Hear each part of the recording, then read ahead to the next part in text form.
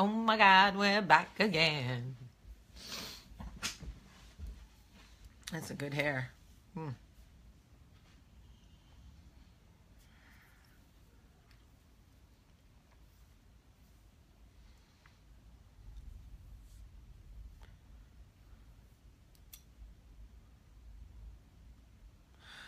Oh my God, we're back again.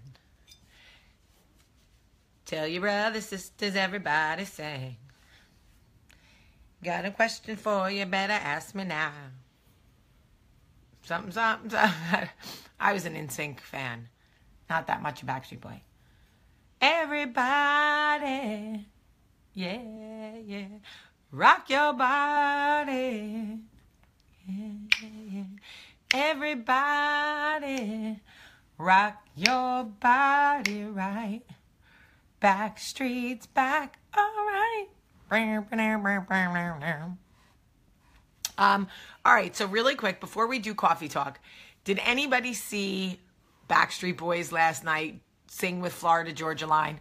First, they sang one of Florida Georgia Line song, I think Unconditionally or something. And it was great. It was great. And then, well, Lisa Ann Young, yes, obviously New Kids. Hello, I was married to Jordan Knight. Did you not know? First, they sung one of Florida Georgia Line song, which was so nice. But when the music started for Backstreet's Back, everybody, I was like, ah! Anyway, it was great, but nothing was better than Tim McGraw's reaction. Hi, Bettina.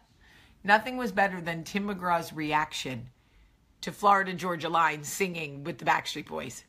That Tim McGraw jumping out of his seat and going, oh, was the best part of the night, except for Nicole Kidman's very awkward dancing. It was a little weird. But I posted the video on my Instagram page this morning of Tim McGraw. So if you want to see Tim McGraw's reaction, you could go to my Instagram page, Jamie P. Sullivan. And it's Jaime. I don't know why you guys can never find it. Jaime P. Sullivan on Instagram. And watch Tim McGraw go like this. Tim McGraw, man. Tim McGraw. Even bald. I'll take you. I'm not even mad. All right, but anyway, good times. I don't usually, well, yeah, I know I watch the ACMs, but I happened to catch it and it was great. So, it's major storms here, major storms, thundering and lightning all night long, all night long, all night. See what I did there? All night long, all night. Okay. So, all right, so I wanted to talk about loneliness after loss. Well, for those of you who think my Instagram is the best, thank you, because yesterday I got scolded by this woman. All right, so listen to me. I want to talk about loneliness after loss. And I'm talking about loss, any loss, the end of a relationship, somebody dying, losing a child, a pregnancy. Loss to me is defined as anything we believed wholeheartedly was meant to be ours and that we have to then adjust to life without it. Okay? There is a very specific loneliness that comes after loss. It is so unique to loss that I have come to understand that it is crucial to the healing process. Now, hear me out. When my dad died when I was young, I remember people coming and going in our lives. Did you make them a smoothie? Yeah. Don't be trying to do my shit. I remember people coming and going as we were sitting Shiva and as people were grieving. And I remember a feeling of loneliness, even though there were 100 people in the room. We were surrounded by people, and I was in a state of loneliness that at the time I couldn't understand. I couldn't understand. But now I look back and realize that we're scared of the loneliness. We reject the loneliness. We feel bad about the loneliness. But the truth is, if I could go back to that, my 17-year-old self, I would say to her, Jamie, take this period of loneliness and use it to grieve. Use it to heal, because you will not feel this loneliness forever. Don't be afraid of it. Don't reject it, and don't waste it. That isolation and that loneliness is meant for you to come to terms with the loss. Because if you don't use that loneliness as a time to heal, what happens is you get thrust back into life with gaping wounds.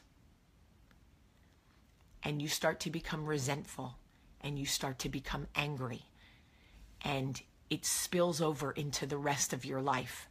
If I could go back and use those periods of loneliness after relationships that I believed were meant for me, after they ended, instead of being angry, instead of being self-destructive, instead of self-medicating, instead of finding other men, I would have allowed myself that allotted grieving time to truly mourn the situation and heal from it, so that I could move into the rest of my life without carrying all that damn baggage. But we lose something. We lose someone.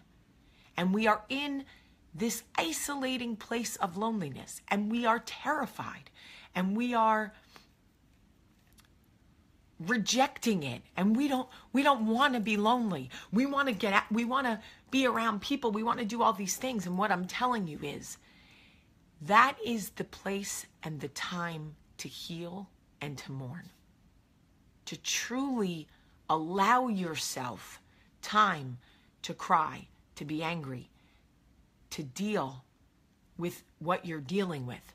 But so often we feel the loneliness creeping in on us, and we reject it, and we push it back, and we force ourselves out of it, and we never give ourselves the time to grieve. And then all of that anger and resentment spills over into our life.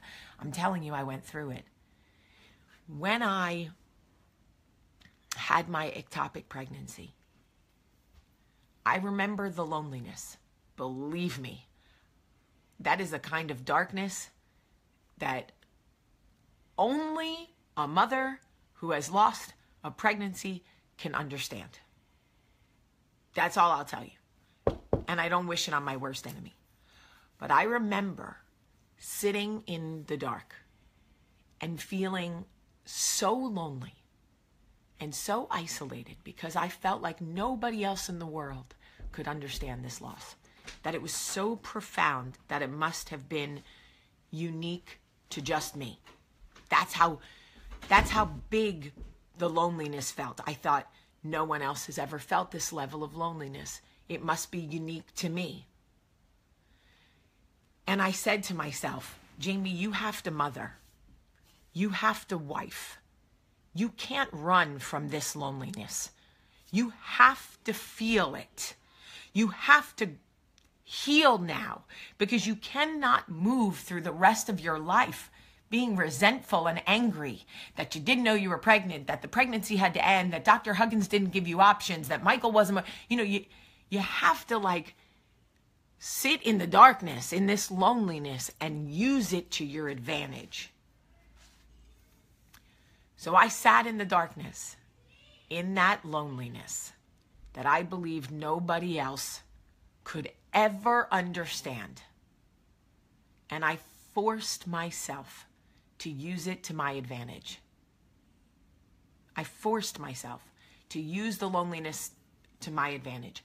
If you are experiencing loss right now and you are lonely in that loss, whatever the loss is, the death of someone you love, the loss of a marriage, the loss of a pregnancy, whatever it is, a friendship, the loneliness you will feel afterward is unique to you because it is the period allotted to you to grieve. Use that loneliness. Don't be afraid of it. It's not encroaching on you. It's not creeping in. It's not smothering you. It's surrounding you. It's protecting you. Let it do its job. Don't be afraid of it like I was. I was so afraid of the loneliness. I needed to fill it with people and drinks and drugs and sex. Don't be afraid of the loneliness. It's not there to hurt you, and it's not there to isolate you. It's there to protect you, and it's there to give you time to heal.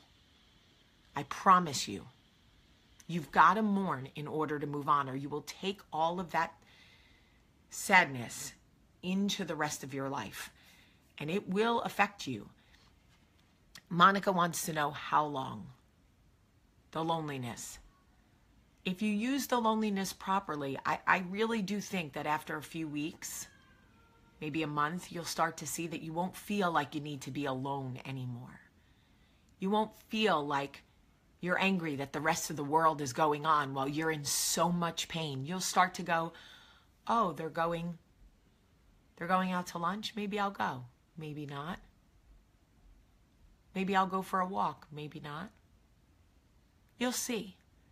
Just don't run from the loneliness. Don't reject it. Don't be afraid of it. The loneliness comes after loss because it feels like loneliness, but it's really an allotted grieving period. We just feel isolated. Instead of being angry that you're alone, instead of being afraid of how lonely you feel, lean into it and say, how can I properly heal from the loss right now? What can I be doing for myself? How do I mourn properly? That's a personal thing. I cried a lot. I read about other women's loss online. I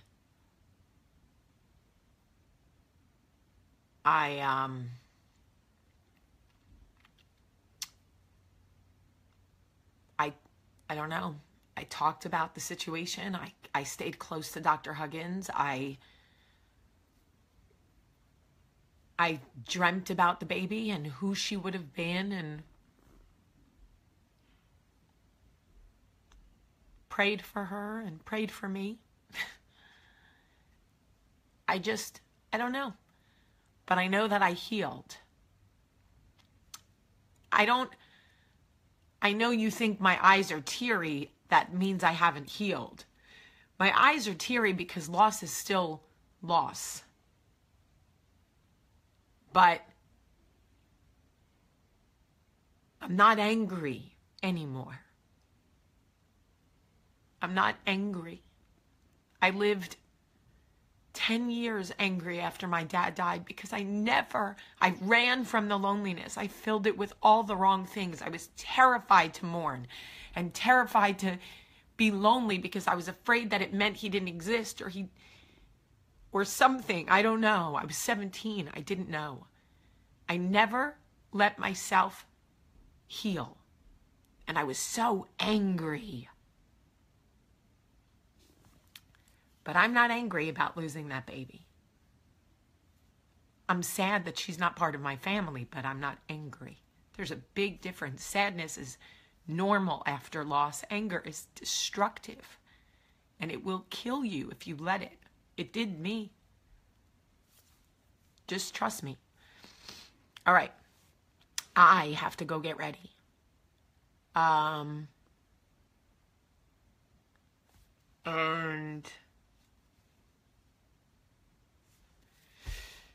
I got a lot of work to do. But I think you guys should share this video because I think there's somebody who needs to hear it. There's a share button right there.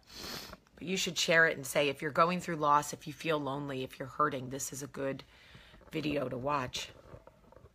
I'm going to do the break real quick and then I'll say goodbye. Don't move. Don't move. Oh my God, how about that double chin? Ooh. Thank you to everybody who shared this video. You never know who needs to hear it. That's the beautiful thing about sharing it. It's not always for you, but it is for somebody. All right, I love you guys so much. It's Monday. Let's have a great, great day.